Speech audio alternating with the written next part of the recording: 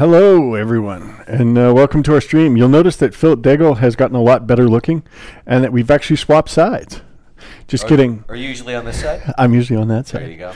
I'm the computer operator today. Yeah. I would know that if I were Phil, but I'm not Phil. Because Phil actually, he had to get all those tattoos from the weekend surgically removed. So, exactly. Yeah, he's going to be out for a while. But the last thing he said before the anesthetic took effect was, worth it. Totally worth it. Yeah, it was great. So, for the uninitiated, this is Mark Meer. Hello, how's it going? I do voices in many of the, I think almost all of the Beamdog games. Or if I'm not doing voices in the game itself, I'm doing some ancillary stuff like YouTube videos as Alveus Malcantor or whatnot.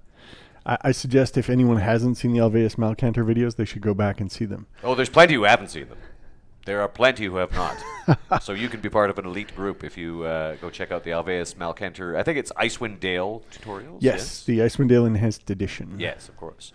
And he, of course, is the world's greatest first-level mage. And a very experienced mage who's never bothered to hit the level up button. I actually see you have a character sheet there. I do, actually, yeah. Beamdog very kindly did up my character sheet for Alveus, and that's who I was cosplaying as. I wasn't quite as well known as some characters, like, say, Minsk. Minsk was a bit of a hit. Minsk was a big hit. So for those of you who don't know, during the stream of Many Eyes, I was cosplaying the character of Minsk. And role-playing. You were doing both. You were doing the voice, too. And Boo. Mm-hmm. And Boo. Yeah, I started off at the start of the stream of Many Eyes sounding very French-Canadian. And by the end, I think I had it down where I was actually sounding a little more like Minsk. Yeah, he was a bit more Slavic by the end. Yep. Yeah. He kind of moved eastward. So we're going to get Dan to show kind of a video that Lee took while he was down at the stream of Many Eyes. One of them will show off kind of the set we were on, which was phenomenal. It was just an amazing environment to be in.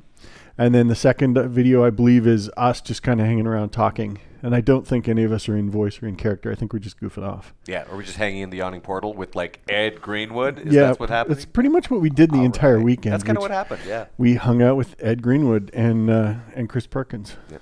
In a fantasy bar that served real beer eventually. So, come on. Can you do any better than that? So we'll get Dan to roll that video and let you guys see.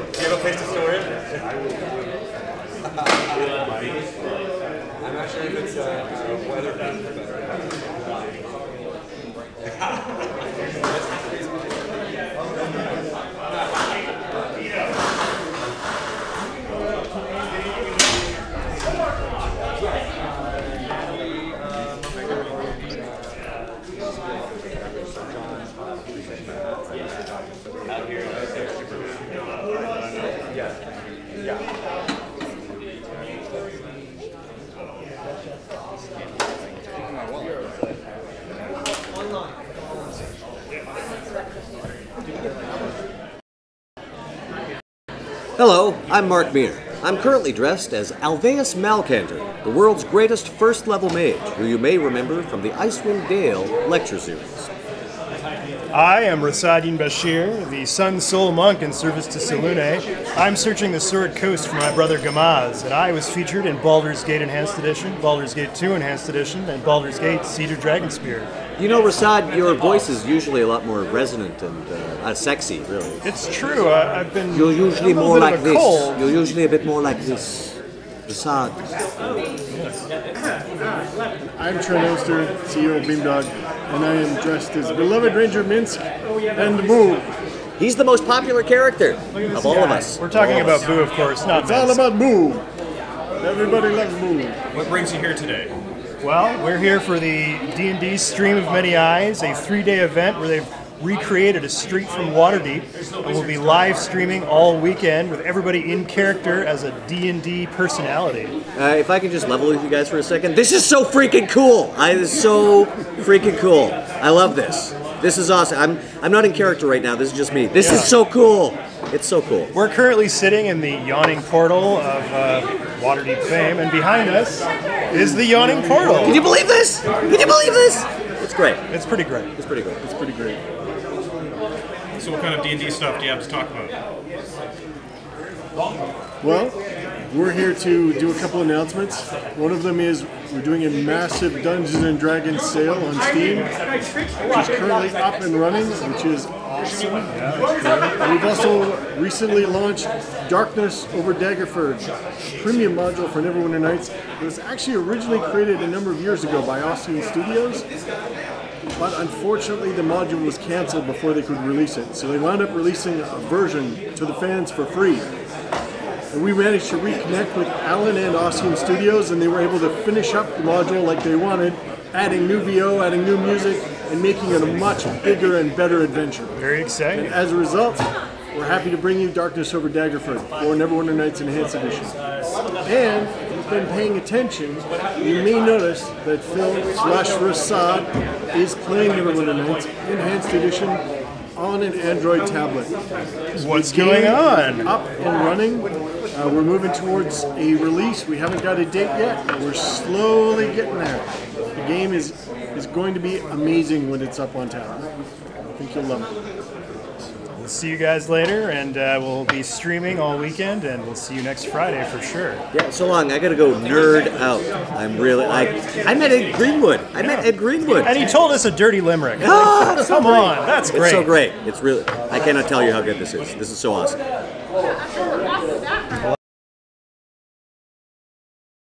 They can have their own stream. Hello, everyone. So, as you may have noticed in that video, you get to see Rasad, aka Phil, playing with something on a tablet. So this is an Android tablet. We have a tablet right here. We have a tablet. It actually might even be the same tablet. There you go. So I don't know if you can see. I will hand it to the Hand of Dan.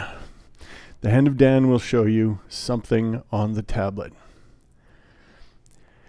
So if you recognize it, it's Neverwinter Nights Enhanced Edition, up and running on an Android tablet. Wow. We're still in the works on it, but it's moving along well. We're actually pretty happy with it, even though it's got a pink skybox that Dan managed to show there. Trent, is this some manner of game? Is that what you're telling me? That is exactly what we have. Available for purchase by the public? Not yet. Not yet. Not yet. But soon. On Android, it'll be coming out fairly soon, but we've still got a lot of work to do to make it happen. But we're really excited about it because I think Neverwinter plus tablets is going to be so amazing that it'll just blow people's minds. Right. And Alveus Malcantor is in this game, right? He's going to be in this one. He isn't right now. He's not right now. Okay. All right. Well, send some letters. That's all I'm saying. Yeah.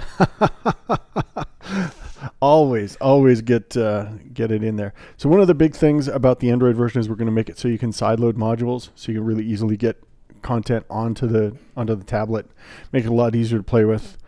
We're looking into ways to have essentially a list of the best mods available for download, so that people can quickly get up playing and have a lot of fun with it. And we'll allow you to configure your own NWN key in it. You can connect to persistent worlds with it.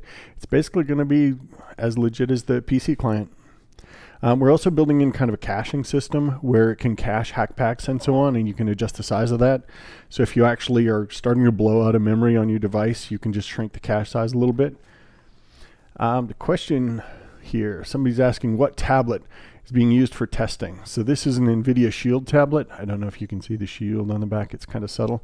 But we use it because it uses standard DDS compression.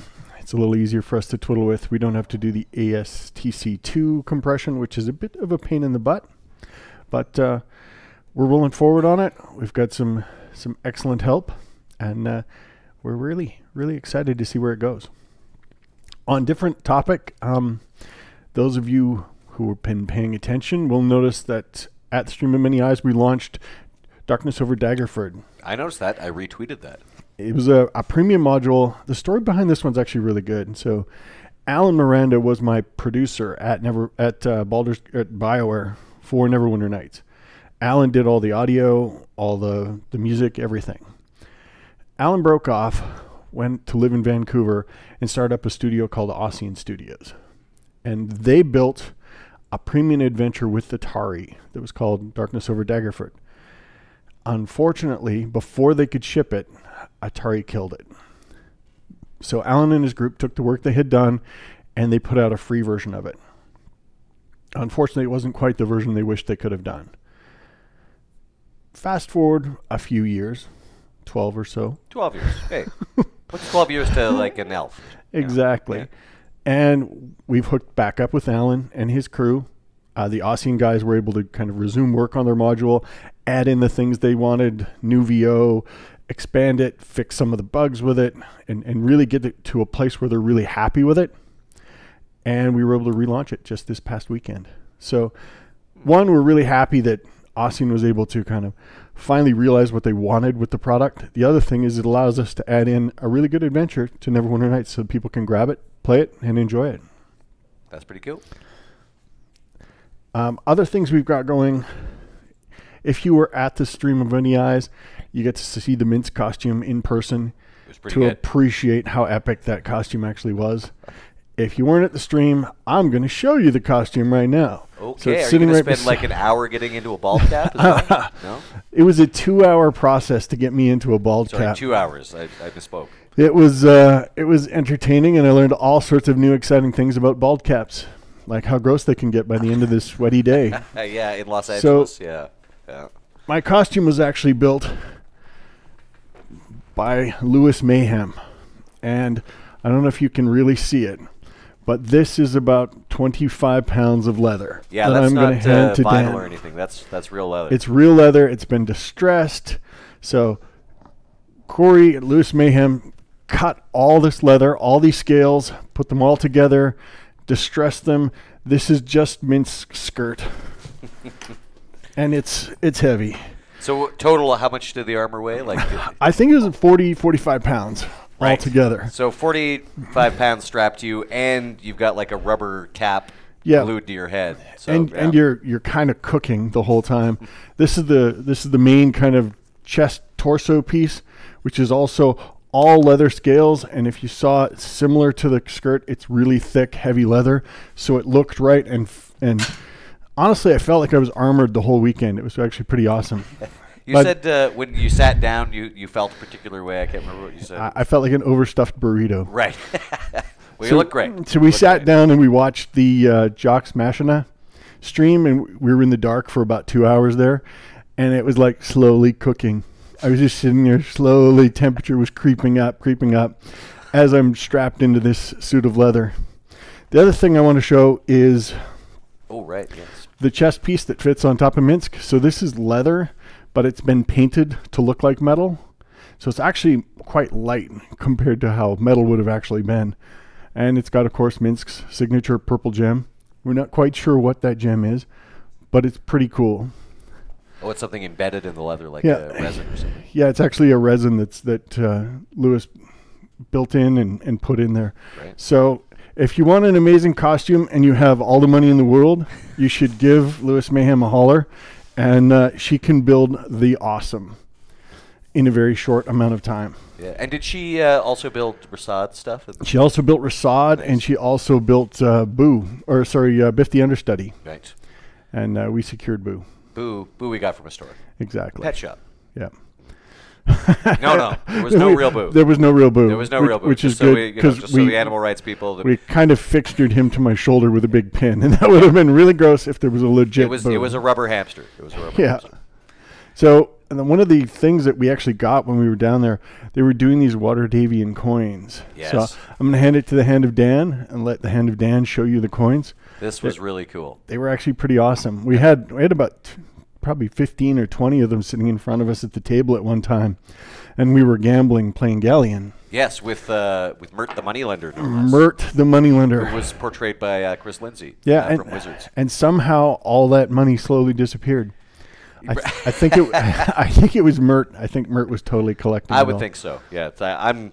Well, you know. I think he's a little sticky. That's what happens in a busy pub in Waterdeep. There was so much going on. Like in one corner you have Mert the Moneylender, and we should also mention Elminster, the Sage of Shadowdale. On the very first night, I got to meet Ed Greenwood, and I was utterly starstruck because I've been playing Dungeons and Dragons since 1981 or so, since I was a little kid, and Ed's Dragon Magazine's articles from way back in the day, even before Forgotten Realms was published as the established world of Dungeons and Dragons. I knew Elminster from those, so getting to meet Ed and then having him cosplay Elminster through the whole weekend and like sit in the yawning portal, drinking a beer with Elminster was it was amazing. What more could I ask? It was amazing because we were sitting around the table, so it was me, Ed Greenwood as Elminster, and Chris as Mert the Moneylender, and then Mark as Alveus. And it was like people would come in and they would recognize one of us and talk to us, but they would think the other ones were just kind of generic background cosplay guys. Yes. I was certainly one of the ones who never got recognized because Alveus is one of the minor modern mages, but certainly Mintz got recognized on site a couple of times, and then I sort of ended up being the guy who was sort of like, please come to the table, meet my companions, and introducing everybody. And sometimes when I would mention, Ed Elminster's here, or this gentleman needs no introduction, you could see their eyes just widen as they realized that it was actually Ed as Elminster. Well, and what was funny was some people actually didn't realize it was Ed. No, they just thought it was like, some actor. There'll be a lot of people who go home and show their pictures to their friends, and their friends would be like, do you know who's in this picture? That's Ed Greenwood, man. Yeah. And people will lose their minds. So and I was very fortunate enough to get Elminster's card. And he gave it out to a select few members of the public as well. It was, not everyone got one at the door. But I'm told that it's essentially a get-out-of-death-free card that's accepted at most gaming tables by most dungeon masters. And the idea is if your character is facing certain death, you play this card, Elminster shows up and saves your ass and gets you to safety, but then you have to surrender that card to the dungeon master, and that's probably why dungeon masters will accept it, because they want that card. Exactly. Yeah. Now, it was a pretty good gimmick. I never managed to get a card, though. Oh, you didn't? Oh, I'm kind of sad. There'll be other times. You know how it goes. Although we did manage to get Ed one of the Beamdog coins from Siege of Dragonspear, which were actually... this of course was an excellent thing that Wizards made, and everybody got one. But even more rare and in demand were the Beamdog coins. I think we only made 250 of them originally. Yeah, and we probably only had about a dozen with us. I think we had about a dozen with us. So select people got those, and we wish we could have given out more to everybody. Yeah, they were pretty awesome. Yes. Yeah, it was a pretty magical event. Like one of those things you look back on. I had no idea what it was going to be like going into it, and I was kind of anticipating. Okay, well.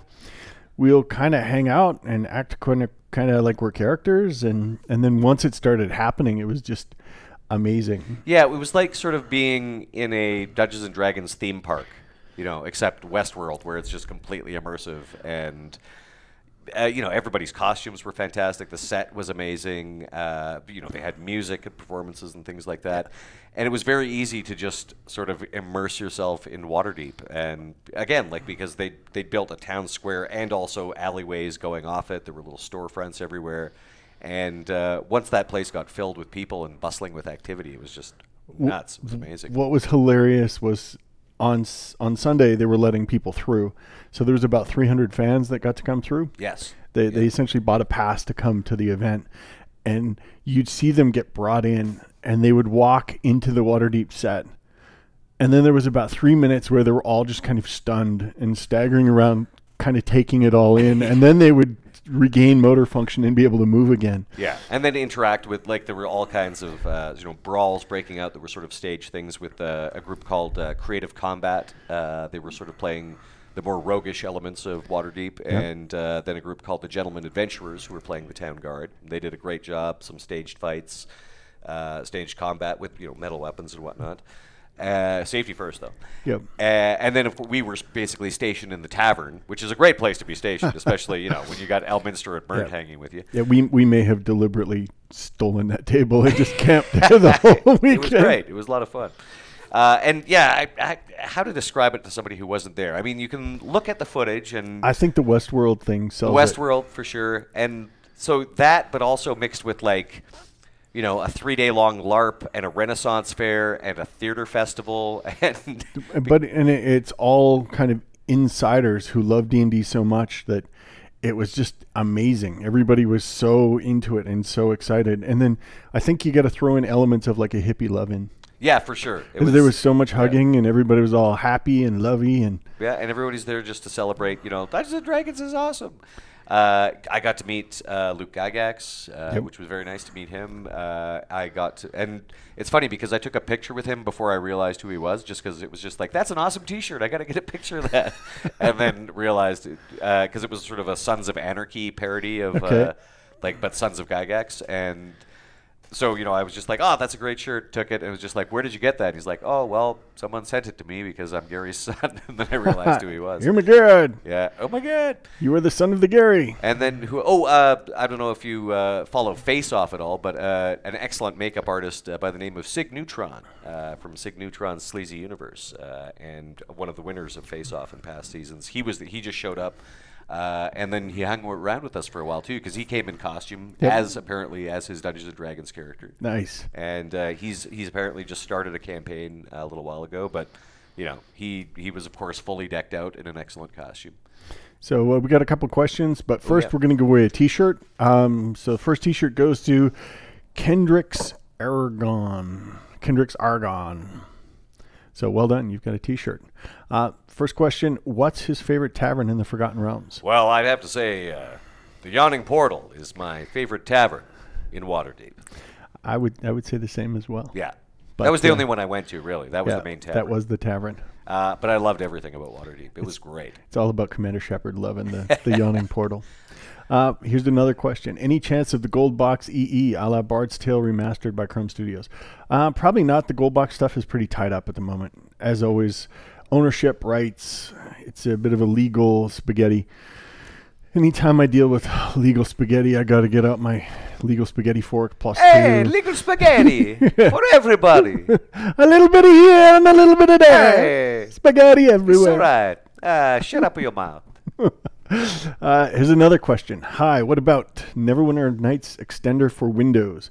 I really miss NWN Funks. Do you plan to develop it separately or include it as part of the game?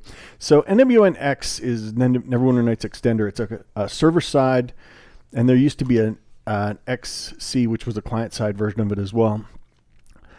It's community developed. It's being, again, still run by the community, so we probably won't include it as part of the game, but we'll always kind of highlight it and make it easy to get. As far as a Windows version, I believe they are planning to get to a Windows version eventually, but it's one of those things that it's a volunteer effort. We're supporting them as much as they can through allowing a few of their members code access, specifically because they are contractors working for us. And we're doing what we can to support it, but it's not kind of a core piece of the game. That said, there are some functions that were in the old version that we are migrating into kind of core code. So we're trying to move that forward. We got another question. All right, I'd like to take this one. All right. Is there a possibility to add spawn door object feature to the tool set? To which I respond, I don't know what that means. I don't know what that means. I'm going to let you answer that one, Trent. I understand what that is. Yes. But I'm assuming that that's asking for some kind of command to spawn a door object, as opposed to right now you just place doorways and you tell them the kind of appearance type and it automatically pops the door in. Mm-hmm. So I don't think we can really change that. I think we're pretty much got to stay with the way it is. Other question, any chance the SSI classics like Curse of the Azure Bonds or Pool of Radiance will be enhanced? So those kind of fall into the gold box thing. It's the legal spaghetti. It's all about the spaghetti. And that has some spicy meatballs, let me tell you. It's all about the spicy meatballs. Yes. Legal spaghetti, you know. Oh, here's a question. Since I'm wearing the Baldur's Gate shirt, will we see a 2.5 patch for Baldur's Gate in our lifetimes? The answer is yes. We daily beat Phil because he hasn't delivered the patch yet. That's actually one of the reasons he's out. He's recovering from all of his bruising while he's getting his tattoos removed. Yes. I mean, those tattoos mostly covered those bruises. Exactly. So, yeah. What was hilarious was, so the face tattoos were done with the same kind of makeup that the body tattoos were, which meant it took a focused scrubbing effort to get it off of him. So Phil just left the face tattoos on and he kind of forgot about them. Yeah. And we went out in public and you could see mothers kind of pulling their children away. It's like, don't go near that man. He's probably a convict. Yeah. Some people asked me about it, and I was just like, he lost a bet. He lost a bet. It was like, it was easier than explaining. So. And we went to a bar down there that's called Scum and Villains. Oh, yeah, yeah. Scum and Villainy, and it's a Star Wars themed cantina. So it's, for a bit there was us hanging out with Ed Greenwood in the Star Wars bar with Ed wearing a Neverwinter Nights t-shirt. Yeah. That's kind of surreal. Yeah. It was one of those moments you're like, did that really happen? And everything was going smooth until this walrus guy came over and started causing trouble, and then Ed had to cut his arm off with a lightsaber. So It always goes that way. That's the way it goes. Actually, we were just camped out, and a guy recognized Phil by his facial tattoos and said, hey, Red Dodge, who was our makeup artist, did your makeup? And Phil's like, yes. And the guy's like, yeah, I built some of the props for the set. So it's like this crazy crafter community of special effects artists and makeup artists and everybody. They all know each other, and it's just crazy how connected everybody was. Yeah. It's Although I guess awesome. it makes sense that, people who enjoy Dungeons and Dragons might occasionally hang out in a Star Wars themed bar. Yeah, that's like 2 blocks from the studio. Considering we were down there for 3 days and we were in there twice. Yes, that's true. And actually, the very first night that I walked in there, the night we took Ed, just for a quick one, this guy walks in full Kylo Ren outfit. He's a full cosplay. So, and he didn't work there. He was just a patron. He walks in and he was like, look great, but he had a big stuffed animal under his arm, and it was like Stimpy. And I kind of wondered aloud, like, what's up with the doll? And then this guy sitting next to me at the bar just leans in and goes, Kylo Ren and Stimpy. And I was like, oh, right, yeah. I should have got that. I didn't. I needed it verbalized for me to get it. But it was great. What a fun bar. It looks like the cantina. And you can get blue. You had the blue milk. No, I didn't. The Wretched Blue Milk. Phil had the Wretched Blue Milk. Oh, that was Phil. And he said the Wretched Blue Milk is aptly named. Right. Did you have any of the themed drinks? Actually, no, but I did have their quesadilla, and it wasn't bad. I had the quesadilla. It was good. I had the mocktail invented by Kevin Smith on the first night. How was that? It was, it was refreshing. It was refreshing. Fairly expensive for juice and seltzer, but I drank beer the second night. That seemed to be better. It had Kevin Smith associated with it. So that's true. That's true. And I wasn't drinking the first night. Right there's a double. I just wanted a nice, refreshing $9 drink. Yeah, you were hanging out with Kevin Smith earlier, weren't you? Well, hanging out. I saw his show at Northern FanCon in British Columbia, and I saw him after the show. But our interaction was basically, that was an awesome show, man. Thanks, man. Oh. And that was the entire extent of our interaction. So your photo stream totally sold that as way more legit. I was in some photos with him. I was like, turned to the camera, and then I photobombed somebody else, a friend of mine that was getting a photo taken. By the way, so it seems like Kevin Smith and I just hung out all night. If you are ever interested in how to get in front of the camera, watch Mark. Mark has like this. He's like a 15th level camera and photo bomber. Well, it wasn't like I think I know what you're talking about. But in that case, I wasn't actually trying to get on camera. I was trying to get specifically the hand of Vecna that Beamdog's enchanters had crafted. Alveus Malcantor, that's kind of his shtick. He's like low level, but he has all these very powerful magic items. And we thought, what's a good gag thing for him to just have in his bag? Why not the hand of Vecna? Maybe it's a lesser hand of Vecna, maybe a fake. Who knows? Yeah. But we had a very nicely crafted mummified hand that was like bandaged up stump and the whole bit, and I was carrying that around in my bag. And we realized that, of course, Archon the Cruel, who's Joe's character in the last stream there in Jock's Machina game, which also featured the Big Show wrestling. Who was a very large man. He is a big dude. So Joe was playing in the final game as Archon the Cruel, a character who has in his possession the hand of Vecna, and so we figured he should probably have this prop that had been crafted. So I managed to, in the final thing when we were saying our goodbyes, I managed to position myself so that I was right near Joe, so I was able to just go, "This is for you, Joe. There you go," from Beamdog. Yep. And he seemed to like it. I got a couple of photos with Joe. So one, he's holding the hand of Vecna. The other one, he's reaching over my shoulder and he's petting Boo over my shoulder. So that's pretty good. Yeah, it's pretty good. Yeah. We got another question. Could you ask Ossian to release the source files in order to be able to edit the D&D module? Sure, I can ask. Get him on the horn. Get him on the horn right now. Hey, Alan, you guys want to do that? It'll be up to Alan and his crew. I mean, ultimately, we partnered up with Ossian. We want those guys to do well because they did all this work and they've never been paid for it. So allowing them now to sell it and actually make money on it, it's just such a big win. So I want to do everything I can to support Alan and his crew. Like, awesome guys. Another question. Can you make Baldur's Gate all weapon animations for non-human creatures like Gnoll and Kobold, thereby allowing the modders to realize charming NPCs? So we're really scared of the Baldur's Gate animation system because it's a little crusty. And every time we try to mess with things, bad things happen. It's something we can look at down the road, but I think that would be kind of a... I would class that as a heavy research and development task. So a little nervous on that one. We might take a look at it. We'll see. Oh, another question. When will Darkness Over Daggerford be available from the Beamdog site? So Ryan, our web developer right now, is aggressively working towards supporting downloadable modules, premium modules on the Beamdog site. So everything we've done so far hasn't really supported them in the way that we wanted to support them. So Ryan's working his butt off right now trying to make it happen. So hopefully that happens pretty quick. Ooh, here's a question. Hi Trent, how about new content in the original campaign? I believe you were the best director for this. Well, considering I was the creative director in the original game, or the project director, it would make sense. Yeah. So what we're going to do with the original campaign is we're probably going to poke at it. We're probably going to try and upgrade the NPC control systems so that you can interact with the NPCs, especially party NPCs, followers, henchmen. That's the word I was searching for. So that they'll actually be a lot easier to control. But ultimately, right now, we're not going to do a lot of new content in the official campaign. I think we'll focus on new content that's either beside or after. Another question. Trent, you have mentioned working on Mac scripts a few times in the past.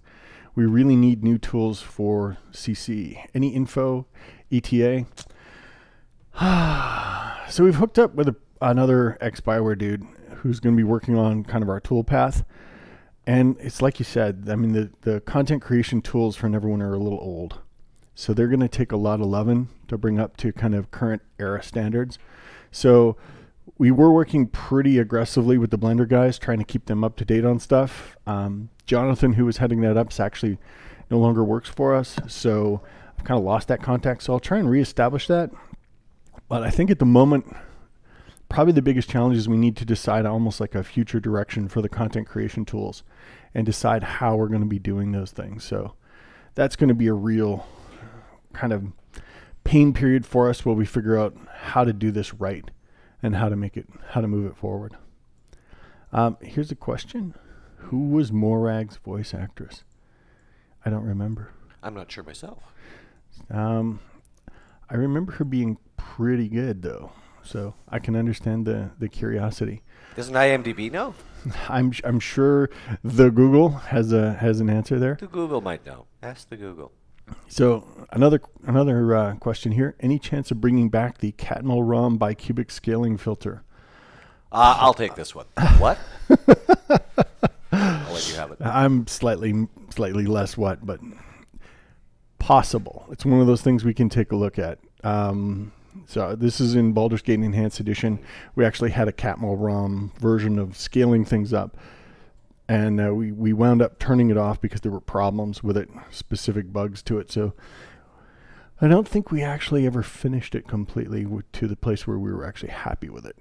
So something we can take a look at down the road. Can someone please finish Witch's Wake? So we periodically get these questions. We've been talking with Rob Bartel, who was the original designer for the Witch's Wake series. And Rob is pretty busy, so he didn't really have time to take a look at it. He sent us kind of a sketch outline on what he'd like to do in the future. And to say it was aggressive is to understate kind of the plans he had for it. So it's something we kind of are looking at, but right now it's kind of back burner.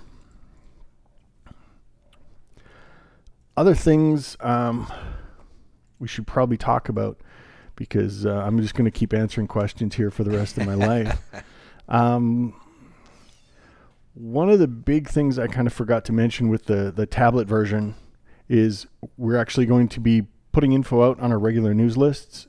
So if you want information on the tablets as it becomes available, just subscribe to the Beamdog newsletter and you'll get the information you want. So it's probably the easiest way to stay kind of in the loop on that one. Periodically at the stream, we'll be showing off content or new stuff as it kind of pops up.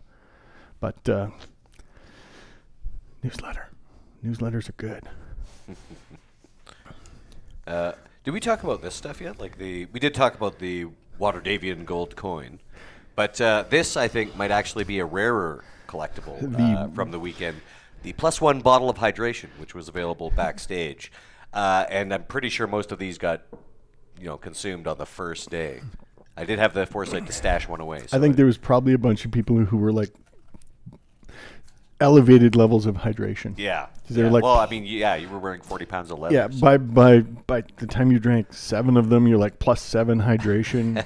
It's pretty epic. It's pretty good. So, the Hand of Dan actually prepped these for us. So we were giving these out down at the stream. So I'm going to pull off the wrap here, and I'm going to show you. So this one, because it was light blue, I know it is an Icewind Dale scroll. So you'll notice how it's been burned on the edges, and it looks aged and weathered.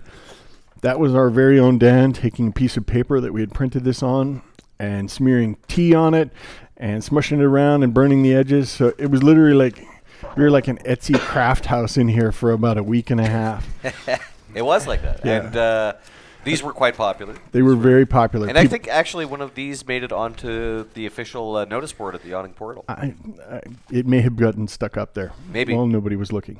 I think it had enhanced the effect. Of course it did. Enhanced. Mm-hmm. Yeah. I like that. Yes. And there was this, Huh? Talent badge. How can you not be happy with a badge that says talent? Anyone disputes my talent, I'll just show them this from now on. I have talent. It says so on my badge.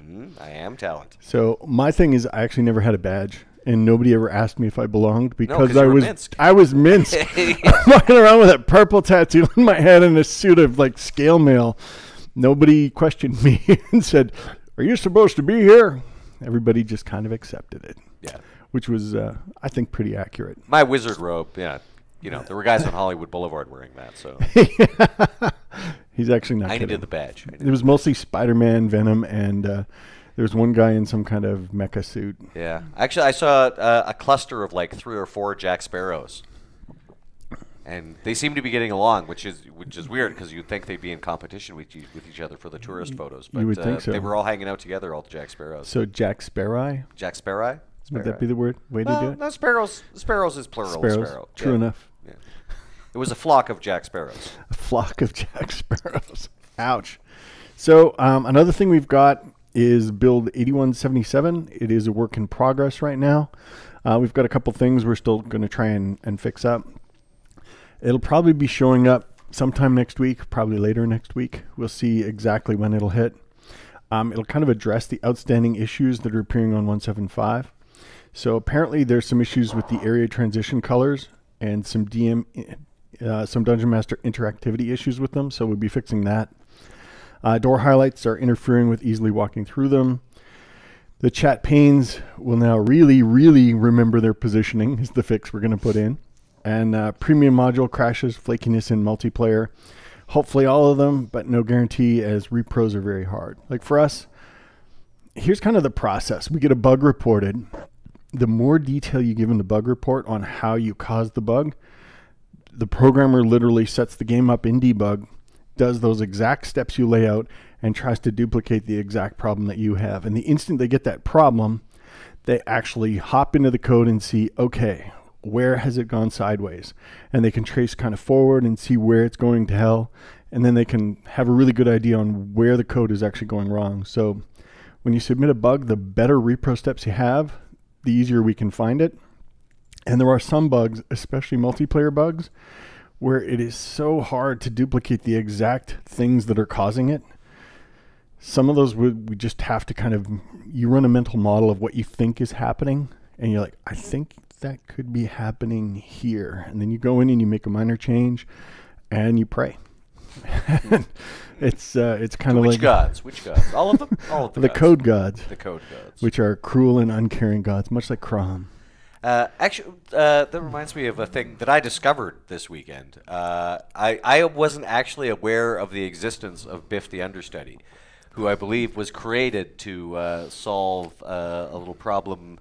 Was it in the very first Baldur's Gate? So in Baldur's Gate 1, when you initiate a 3-player conversation, or like a 3-character conversation, because in order to initiate a conversation, you need a character to talk to. Of course, yeah. So a 2-player conversation will always work, because there's the person living who you were talking to, and there's you who was living. Sure.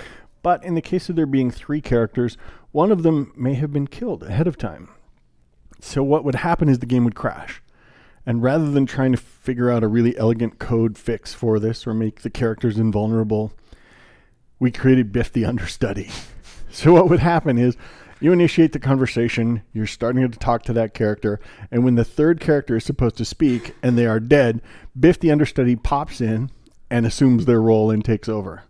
So if you killed Khalid before you talked to Jaheira in the Friendly Arm Inn and you wanted to recruit them, you could actually recruit Jaheira and Biff the Understudy into your party. And Biff would he'd actually do stuff, right? Like he was a fully functional character. It's just his stats sucked and he had lousy abilities. Yes. Like but he's very friendly. And he was portrayed by Lee this weekend. Yeah, Lee was playing Biff the Understudy. And there was a few people who got the inside joke on it. And those that did just loved it. They loved that we actually legitimately put a character in that was kind of like an understudy. Yeah, because like back in the day, I never encountered Biff because I guess I never never murdered people, killed a vital character. But I'm sorry that I hadn't done that. I'm sorry that I didn't commit that murder because then I would have got to meet Biff ahead of time. Yeah. Well, the only way to get Biff is to do bad murder. So that's true. The fact that you never got it is a positive thing. I had a chaotic neutral character at one point, so I'm surprised that didn't happen. But, oh well. So we've actually got a couple additional fixes coming up in Neverwinter script in 1.7.5. We added a feature where you can escape double quotes, so you can have them in strings. So now we actually add the ability so you can escape double backslashes. So it allows you to do a lot more text without causing problems, essentially. We're also fixing a number of crashes.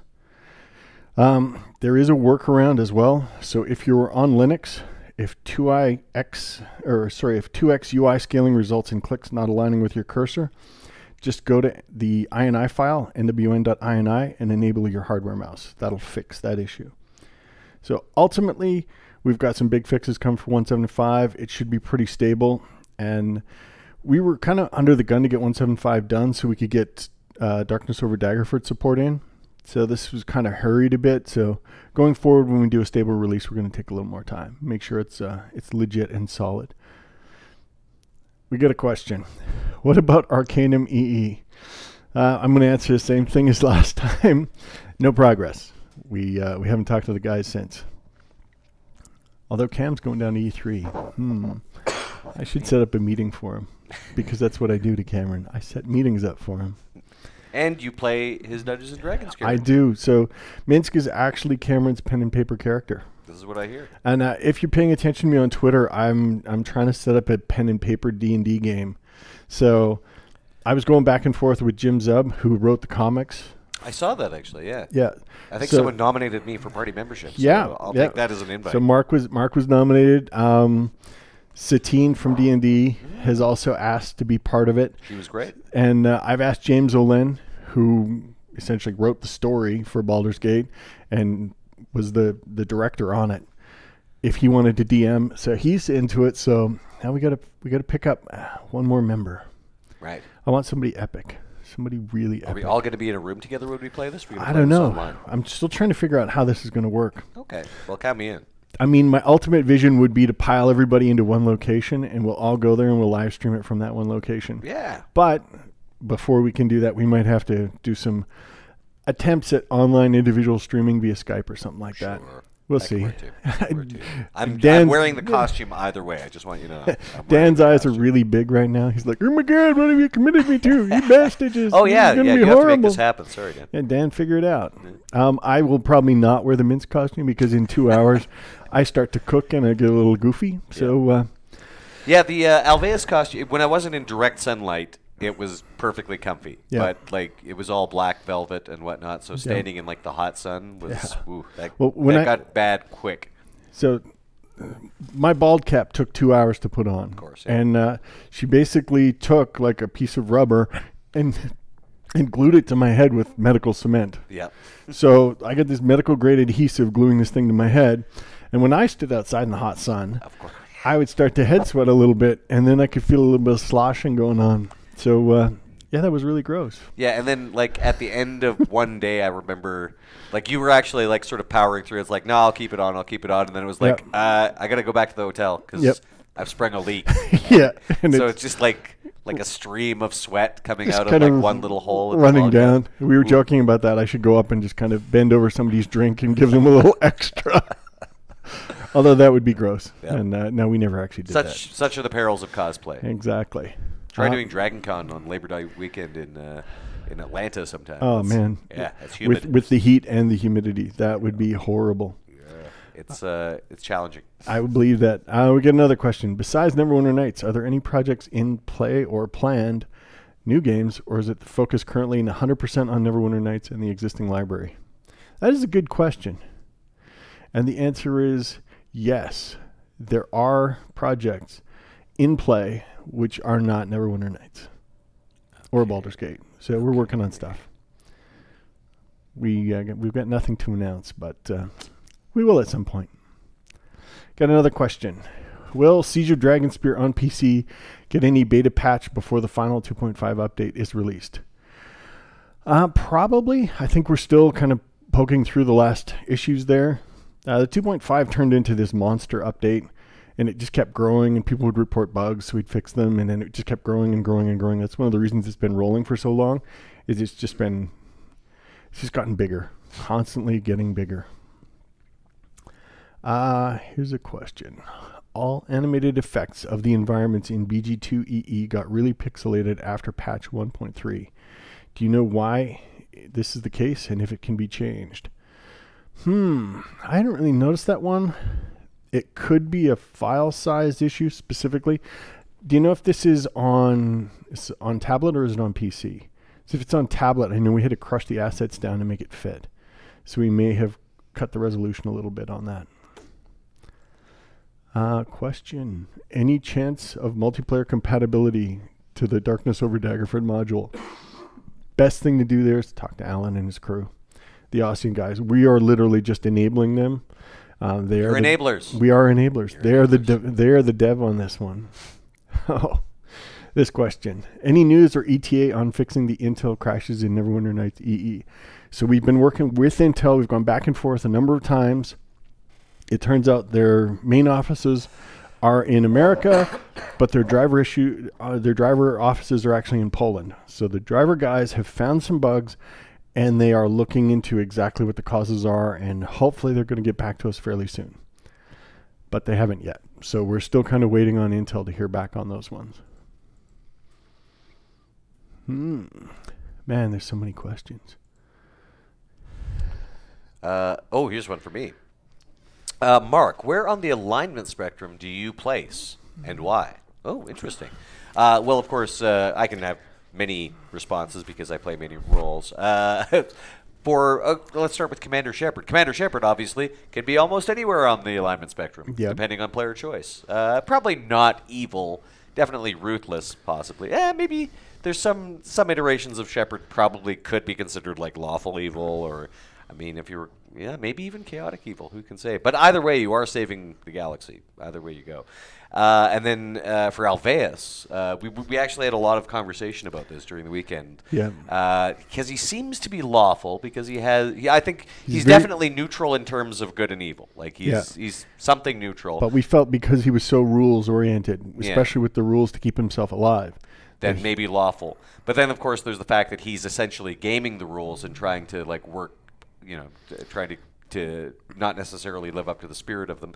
But yeah, did we land on true neutral or lawful neutral as his? I believe it was actually lawful coward. Lawful coward. That was on. That's actually on the character sheet, and I believe that was the alignment we settled on. Yes, and that's I took the liberty of actually filling in, you know, his known allies, the company of Beamdog, which of course was him, Minsk, Rasad, and Biff.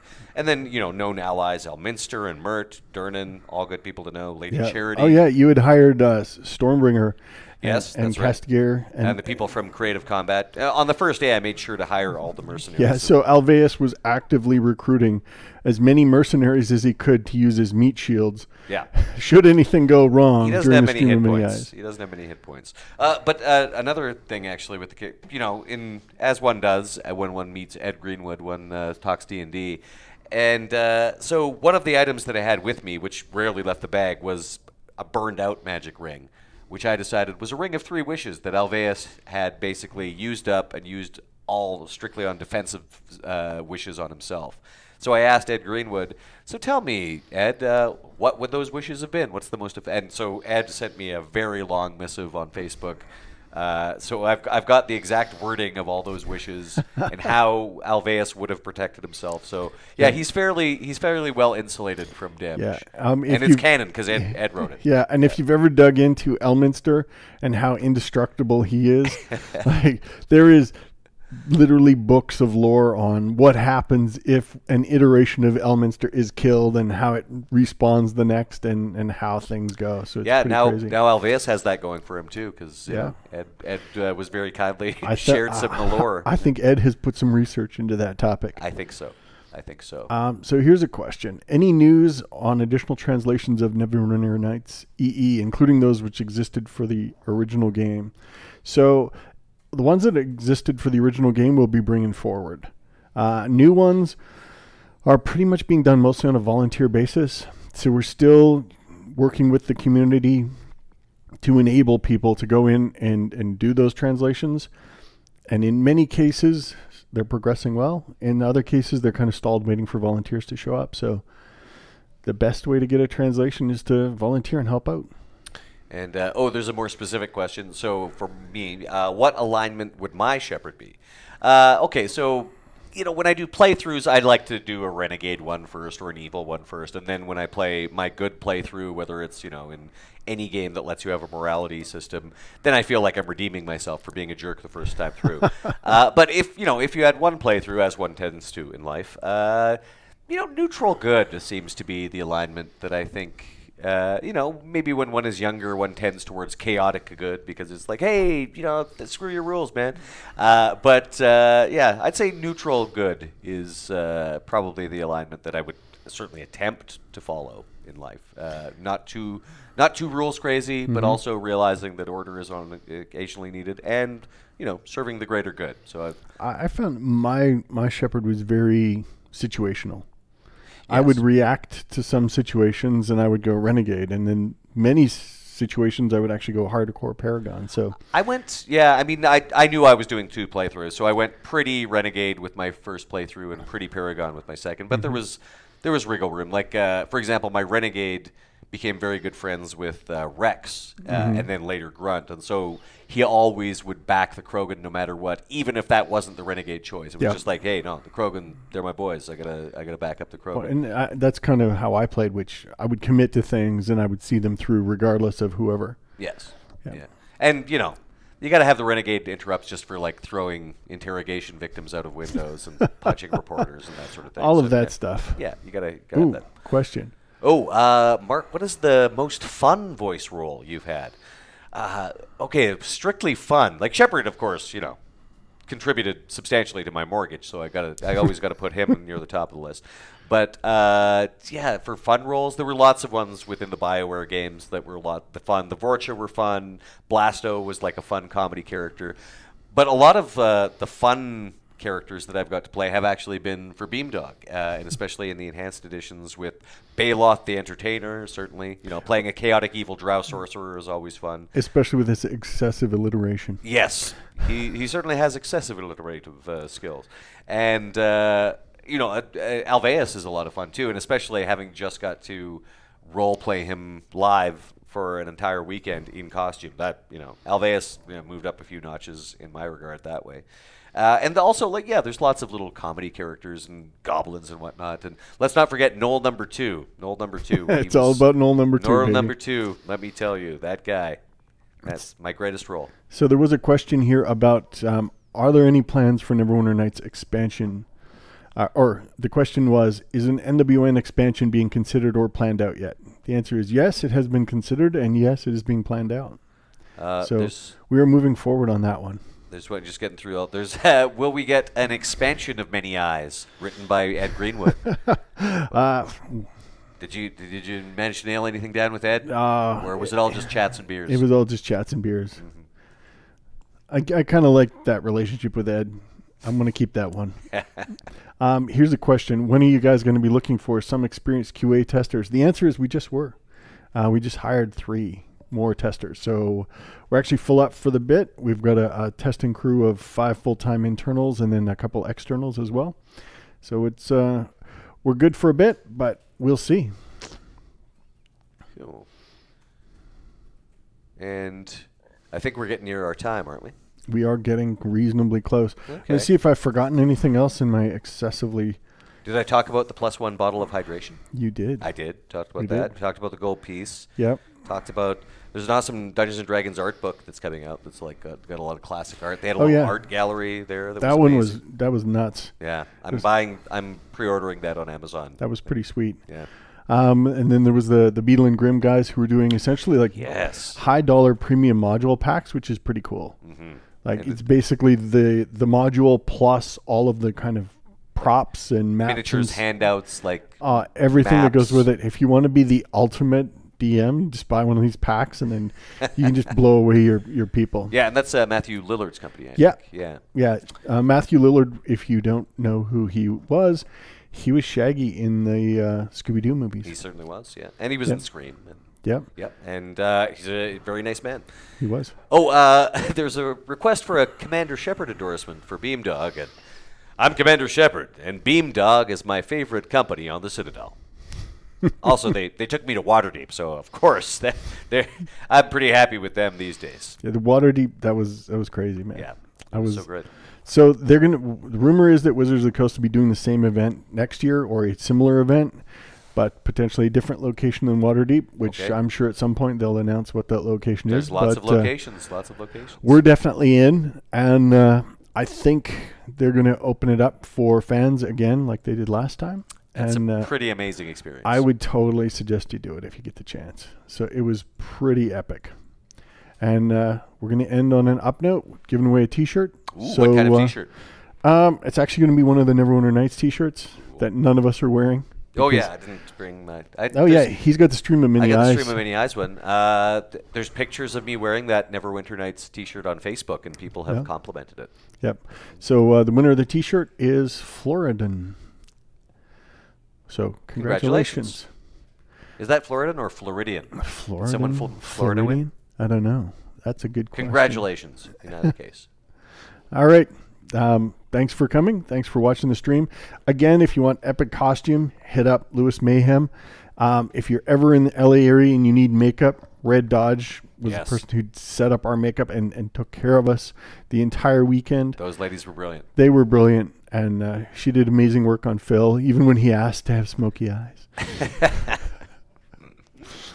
And she just kept kind of adding more to him every day, and the last day, he was looking pretty epic and pretty smoky. And, hey, thanks to Ed Greenwood for being Ed Greenwood and hanging out with us. Yeah. That was a lot of fun. That was a lot of fun. And it was fun just hanging out with Ed.